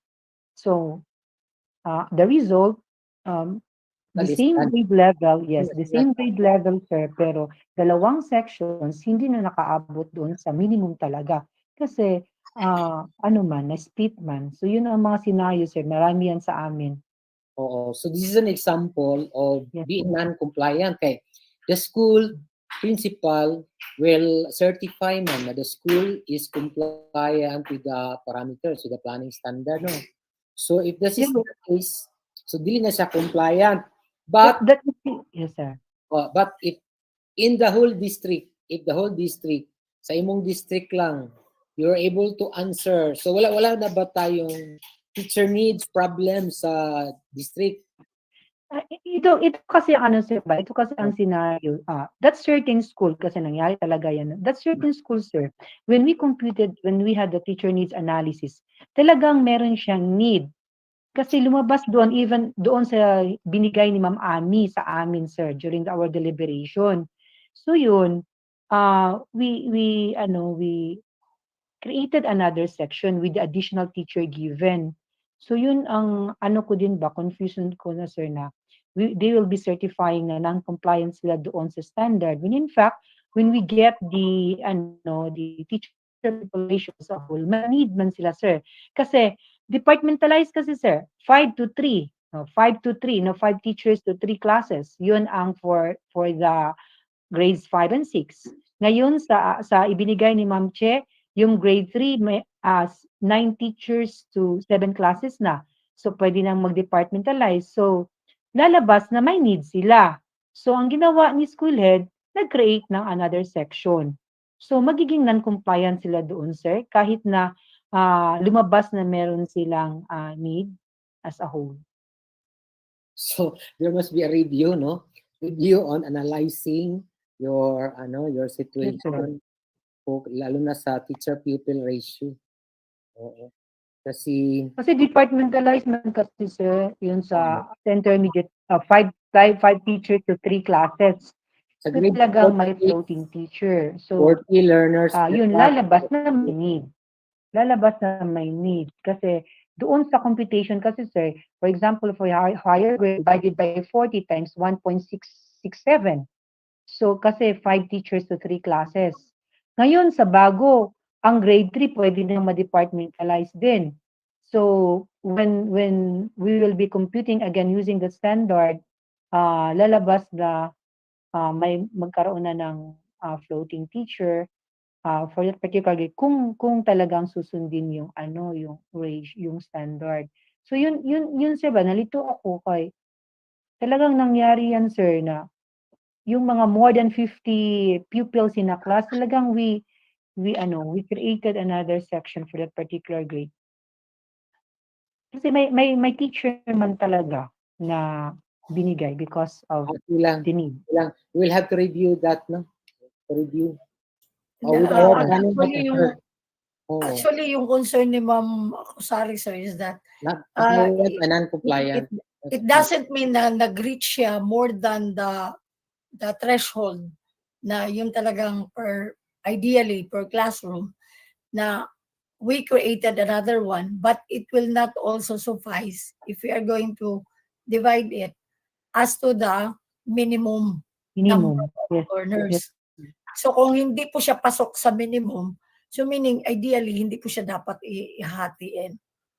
Yeah, that's how we look at it. Kasi kaya nga sinabi nga ni Ma'am Ami sa amin na if we look at the picture now of the population or the EBAIS result now of region or Davao del Sur, wala na tayong teacher need. Pero so, sa bagong from the planning officer ba ang Dr. Tosare? Is it data from the planning officer that your Yes, sir. Talaga. Yes, sir, during our deliberation, during the time, Ma'am Ami distributed the teacher needs analysis per district. And we also reviewed that. We also made another one using the new data, the enrollment for school year 2022-23, using the template given by Ma'am Ami na meron ng formula. It would be automatically be the teacher needs will be given directly na using the template. So yun talaga sir ang sinunod namin.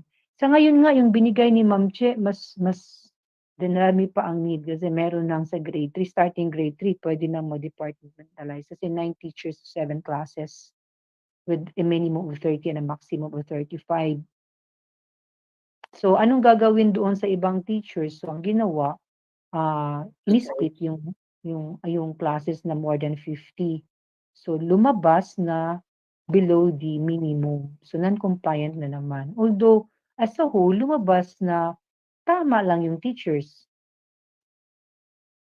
Yun sir, yun ang ano. Sige, Thank we you. will study again, to review again with our planning officer, ha? With Yes our, sir, yes sir, yes sir. ito na lang muna. Anyway, ito mga certification,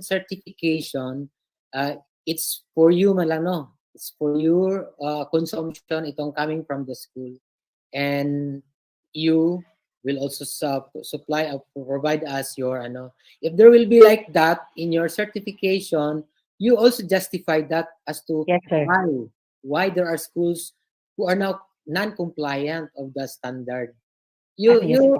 You explain also na it's Yes, because sir. of the result of the analysis from the division also, di ba? Yes So, sir, that's yes sir.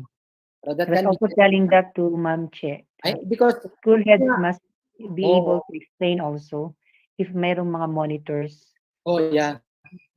Yes, sir. Good na, yun, supplied by the planning pala yung data ninyo. Kaya nga Yes, sir. Talagang supplied yun, sir. Thank you po. Sir, another issue, another concern. We'll also be disseminating this to our school heads na itong sa mga take up natin, sir. We'll be calling anytime before November to the yeah. elementary school heads. Can we also ask for a COC like us? Na, Sige, just inform us. Yes, sir. Inform us that Just you for will a half day. Yes, Oo. sir. Thank you. Pero Thank you, it sir. will be dependent on the number of hours that you will have your meeting. If for us tonight, I will be counting in the number of hours. Makaabot ta og alas 8, di 3 hours. Pero kung alas 7 rata, alas 7:30, sige na lang, ato na Sir, lang. dili man daw i-kuan, sir. Dili man daw i-grant sa HR pag dili mabutog half day. No, number of hours hours. ba yung i-count nato sa atong COC, no? So, pwede lang. So, number of hours. Number of So, hours. dili tayo tinuod, sir, nga. Dili pwede kung dili ma-reach og 4 hours. Full day man dayon, na pag-count nato da is half corner day ay number of hours. Number of hours lang para really that's acceptable. Especially kung gipirmahan na sa SDS, napo ba laing makareklamo? Okay, sige, sir. Sige. Thank you, sir. Sige. Thank you. Based on this one, we do not have memorandum yet, pero the Office of the ESDs will prepare the communication regarding our meeting tonight, special Mancom with the service, the COC to be granted to the participants. Yes, sir. Antidate namin, sir. Sige. So, unsa na? Wala na yung question para kuan na. Tao na tag-mosquitero. Wala na. Naapo si Sir Pata, sir. Sir Pata, si Christopher Ville. Grabe mo tao yung sir. Yes, sir. Clarification lang, sir, sa teachers handling each canteen o katong mga planning officer. As per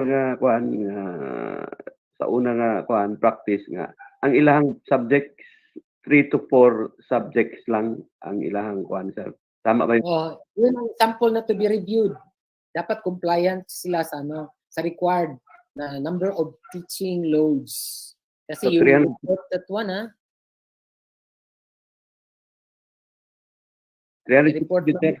Ang planning na to, di ba natin mga non-teaching na ngayon? Wala man sila yung non-teaching, sir. Naman sa Not yet deployed po. yes. Yung mga EO2? Yes, sir. Not yet deployed pa po. Sige, the EO2 for the information of everyone, they will be deployed once the replacement will arrive. So they're still waiting for their validation also from the civil service and not validated pa ang kanilang mga appointment. Pero they have already their schools. Yes po, may assigned schools na sila po, sir. Si Sir Felipe, sir, Sige, Ping. Sir, if there are no more questions, I move for the adjournment of the said meeting. There is no objection. No objection. No objection. Sige. So, therefore, this meeting is adjourned. Thank you, everyone. Ay, mag-photo ops. Victoria. Mag-closing prayer pa, sir, then photo op. Anan mong Susan, Isa may closing prayer ganito siya? Nakita na ko si Dr. Tubat. Ma'am, si Sir Aying ma'am, pero wala siya naka-join. Eric na lagi. Na ay EDT prayer. Si Sir Eric, sir? Sir Eric. Okay. Good evening, everybody. Let's pause for a while for our prayer. In the name of the Father, the Son, the Holy Spirit. Amen. Thank you, Lord, for the blessings that we received today and also the information that was shared to us by our SDS and SDS and all that contribute for this conference. We know that we have so many plans right from our key officials, but only the God's plan would prevail. Problems may arise, and later it would be solved.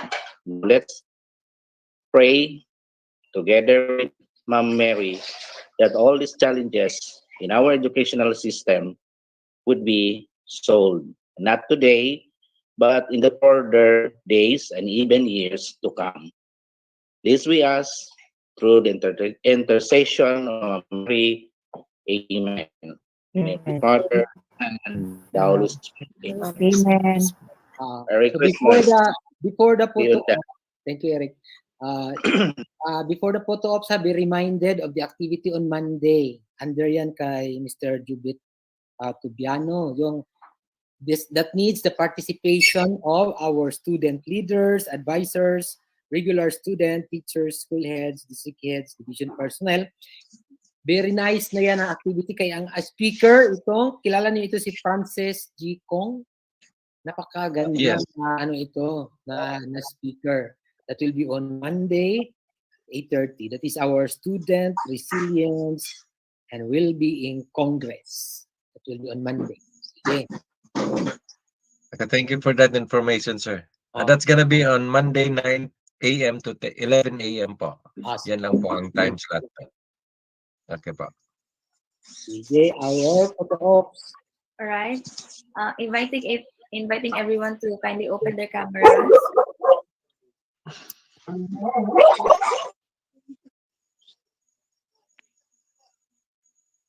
Okay po.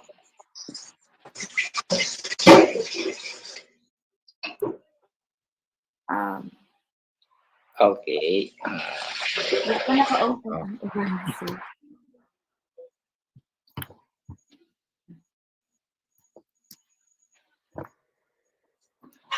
Okay po. Ready? Awa pa din. Ready ay. Wala pa po. Wala pa naka-open ang uban, sir. Okay po. Ready? 1, 2, 3. One more. Okay. One One more, more. Okay. All right. Thank you po. Thank you very much for your time. Thank you. Ang wala sa picture, absent. Taon na tag-muskitero. Ano muskitero ni Moder? Imong ireng, Ma'am Janet. Asa na imong ireng? Salamat sa tanan. Good night. Okay. Thank you, Sir Nelson, Ma'am Jan. Okay, thank you everyone. Salamat sa mga PSDS na mga buutan. Thank you. Mga Thank you sa representative. mga Iwat sa ASDS. Wow, love, Ay, love, mga iring, ma'am. love. Kay Sir Nelson, oy, kay di na ba yun, mga away si Sir Nelson. Sir Nelson. Hello, Sir Nelson. Liwat ni mo. Asa na imong ireng, Ma'am Janet? Asa na imong ireng? Narayang ireng. Wala nakadungog. Kalag-kalag na, sir. Happy kalag-kalag na everyone. Mga turami sa inyo, ha? So, sir, way kalag. Kalag pa, sir. Amo, sir, way kalag. Hurot ng kalag na. Ay, narayang ireng. Ay, liwat ni Sir Fernandez ang iring ni Ma'am Janet. Yay! Oh! This Uy, is ang iring. Liam. Okay, bye-bye. Bye-bye. Bye, everyone. Bye-bye, Stanang.